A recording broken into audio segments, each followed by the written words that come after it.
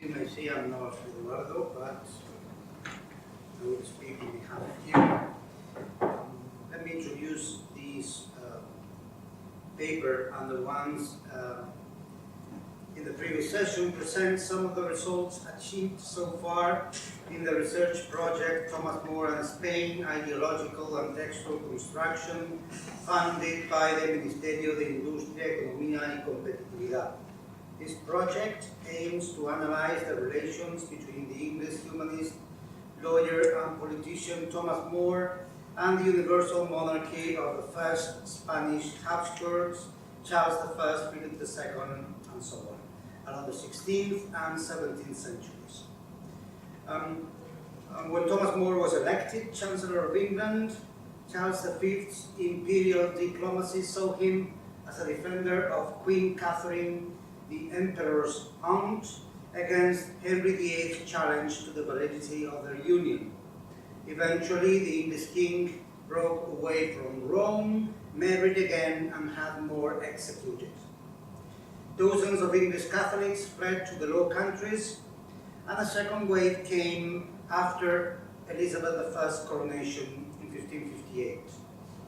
Many of those exiles joined the Society of Jesus and secretly returned to England, only to be martyrs of a mission in which the interests of Spain and religious zeal were often crisscrossed. We believe that within the frame of Anglo-Spanish relations during the period, Thomas More played a role that came to be highly relevant in the cultural and geopolitical evolution of both communities.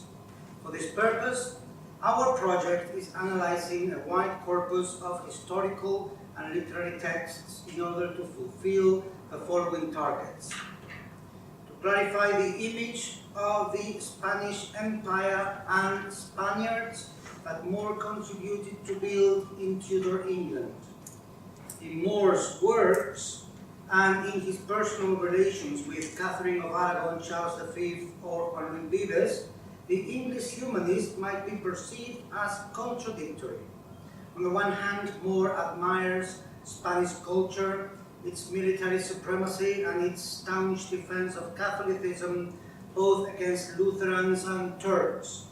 At the same time, as an Englishman, he sees Spaniards as the other, both ethnically and culturally.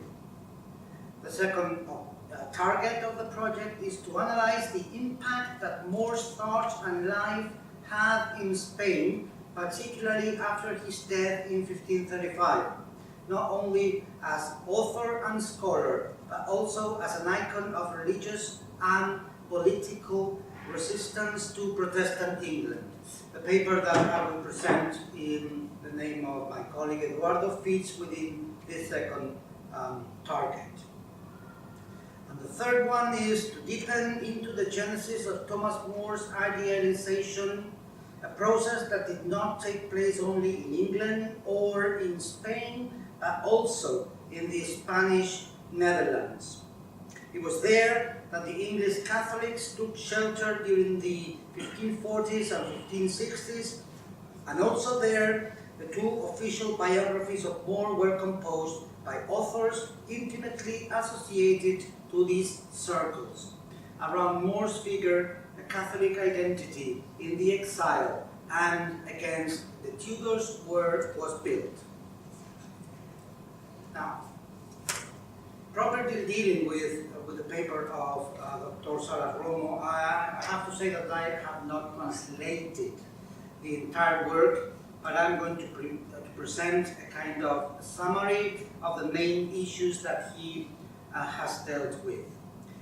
The title of the paper is Thomas More at the Biblioteca Colombina, and it is divided in three parts. The first one deals with this historical character, Hernando Colón, who was born in Córdoba, the son of Cristóbal Colón and Beatriz Enríquez de Arana.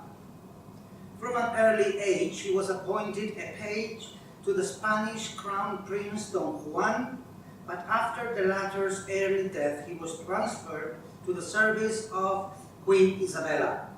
It was probably Hernando's acquaintance with Pedro Martir de Andrea, the Italian historian at the service of Spain during the Age of Exploration, that he became more and more involved in the world of books and culture.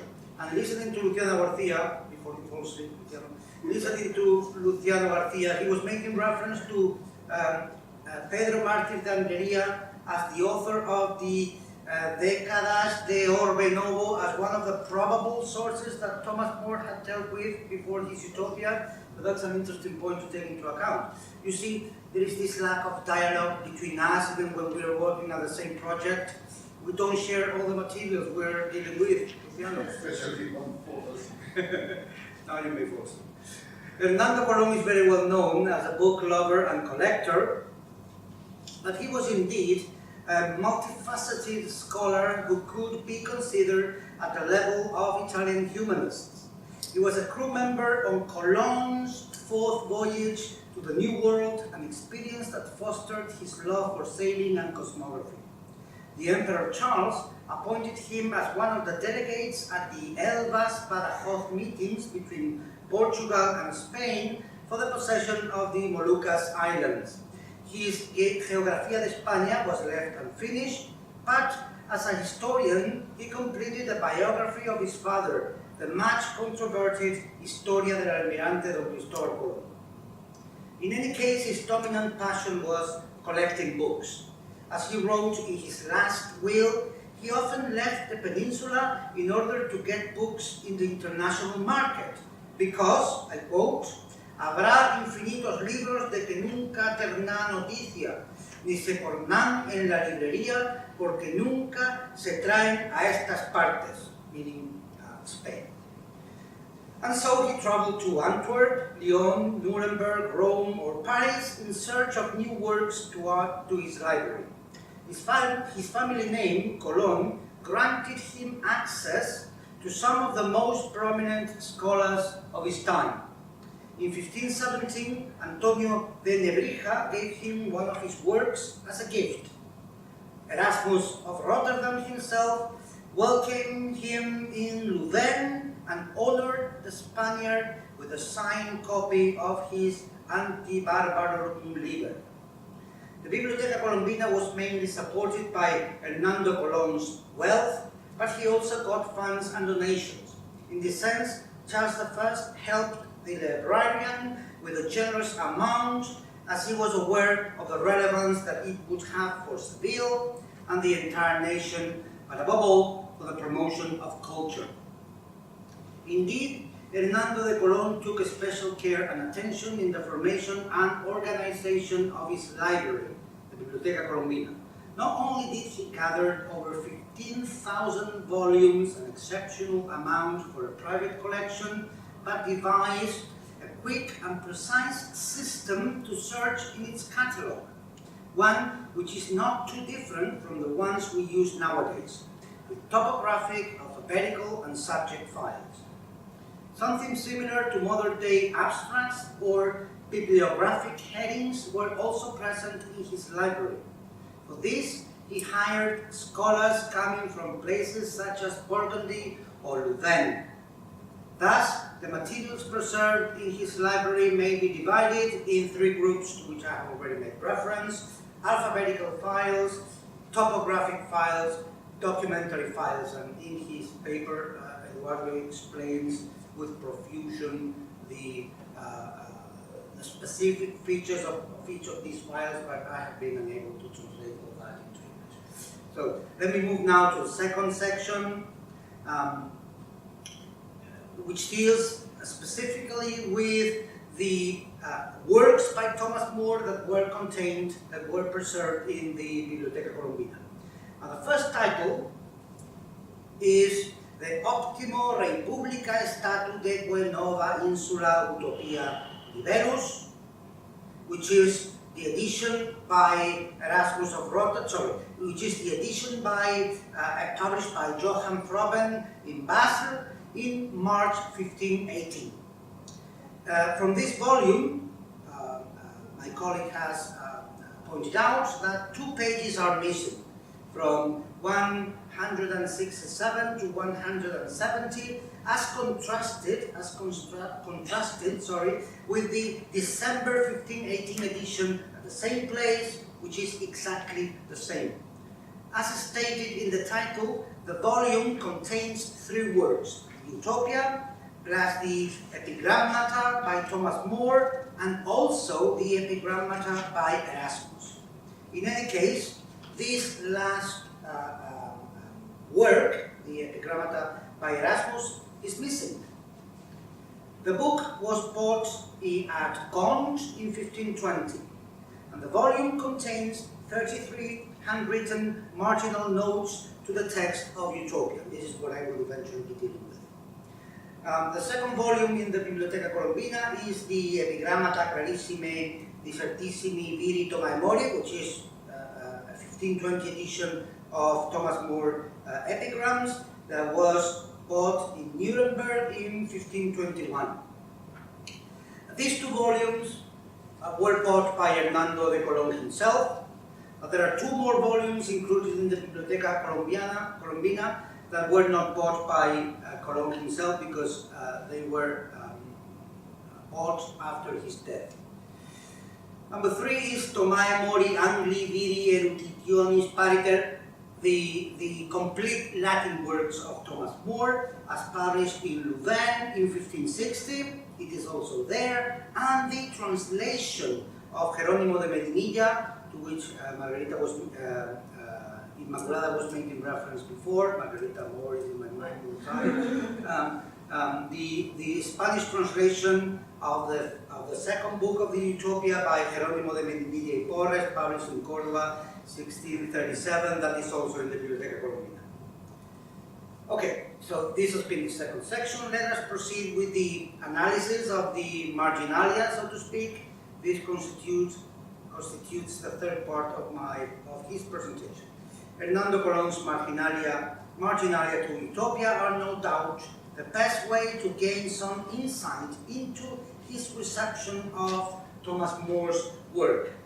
The first thing to clarify is necessarily the authorship of the marginal notes. We know that for every book he bought, Hernando de Colón used to write on it in his own hand the date, place, and price of the acquisition. This does not mean necessarily that every single handwritten note was by Colón himself.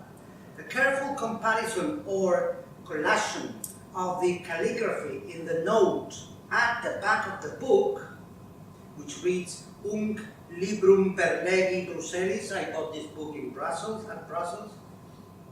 and the others, proves that all were written by the same hand, that is, Colón's.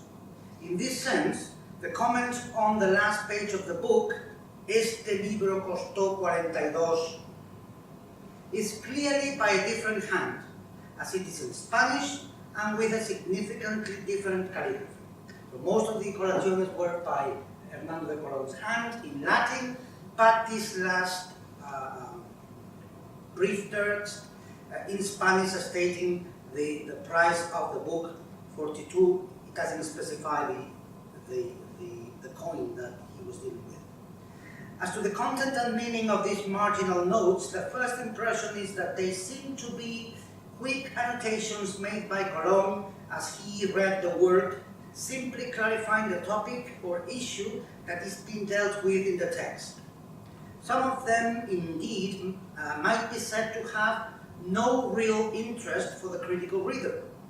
Such is the case, for example, of page 27, when the reader, Hernando de Colón, wonders, Hitlodeus, who is fuerit? Who will have been this Hitlodeus? Who is this Hitlodeus?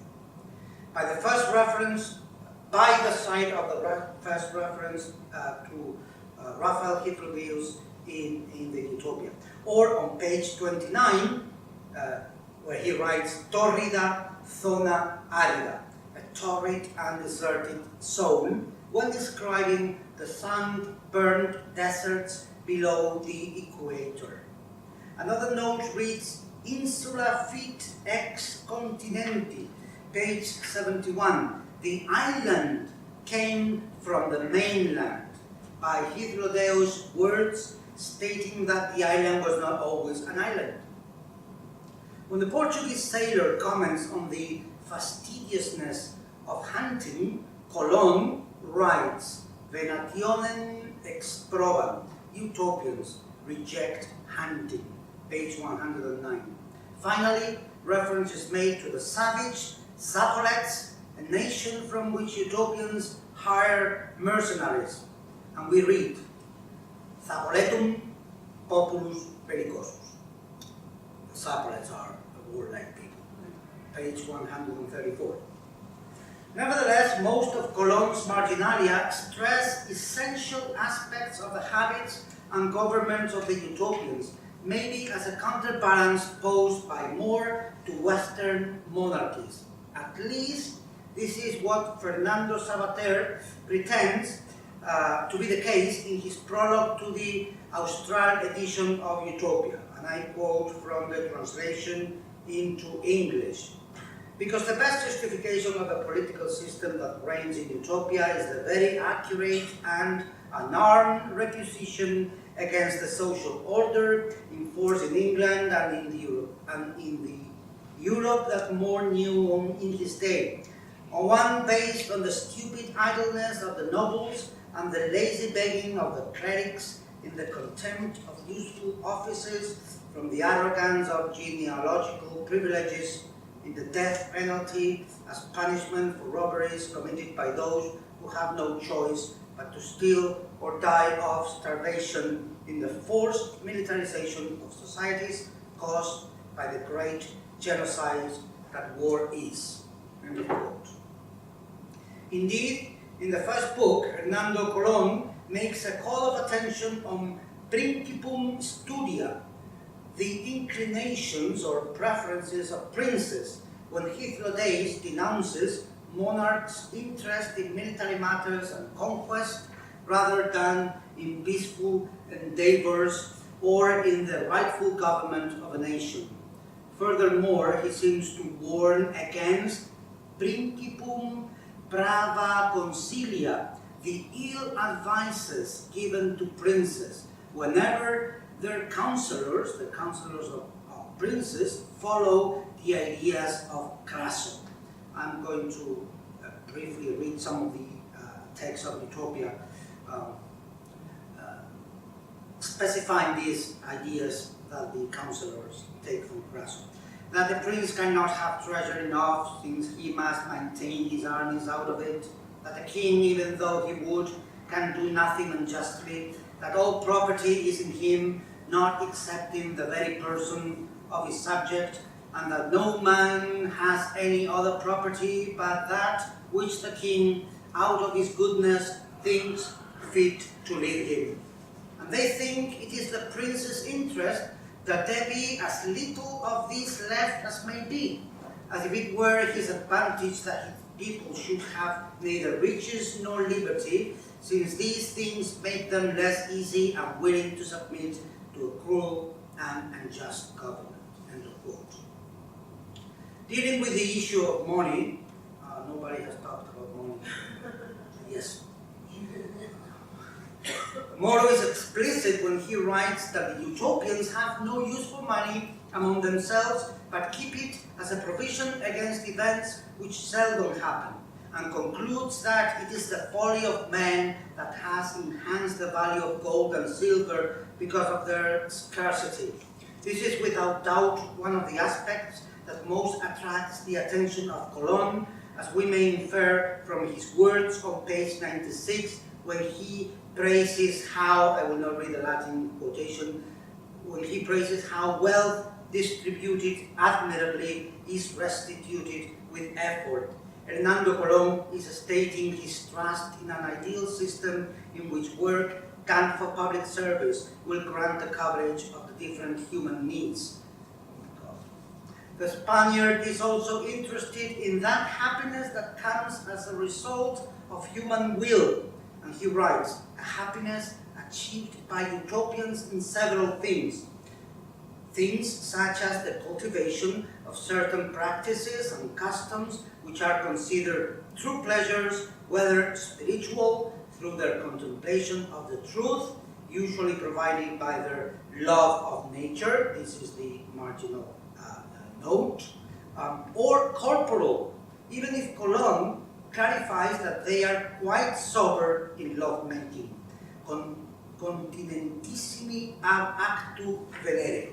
I didn't want to miss that one. When the Portuguese traveler states that such a virtuous way of life explains why utopians have just a very few laws, Colón rhetorically wonders, cur eis fit, why laws are all? In such an ideal society, they do not worry about pacts, this is another of the notes, they do not worry about pacts when they are allies by nature.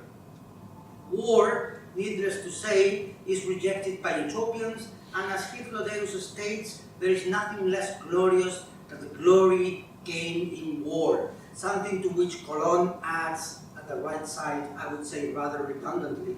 He refers to the glory acquired by soldiers in war. Who else? Page 129. Utopians do not enjoy bloody victories, and as Colón summarizes, stratagemata magnifacium, they praise victories gained through military strategy. It is certainly the virtuous life that the discoverer's son never ceases to admire, showing his empathy with Hypnodeus when the Portuguese superbium taxat reprobates pride and proposes a model of justice far removed from those countries in which Colón underlies those who are useless for the state live splendidly among us and vice versa. Page 157. To conclude, let me say that a first approach to the figure of the bibliophile Hernando Colón and the content of his Marginalia present us with a man extraordinarily permeable to the spirit of the new humanist movement. Colón's manifest interest in how the utopians cling to the classical thought is inferred from his, page 115, they turn their eyes to Greek letters. That is precisely what More and his friend Erasmus were doing very much at the same time when the study of the mere interest in that language was a novelty not welcomed by many. Much remains to be said about Hernando Colón's concern for the proper government of the states as reflected in his careful reading of Utopia, an issue that deserved so much interest at the time. A long list of works give proof of this.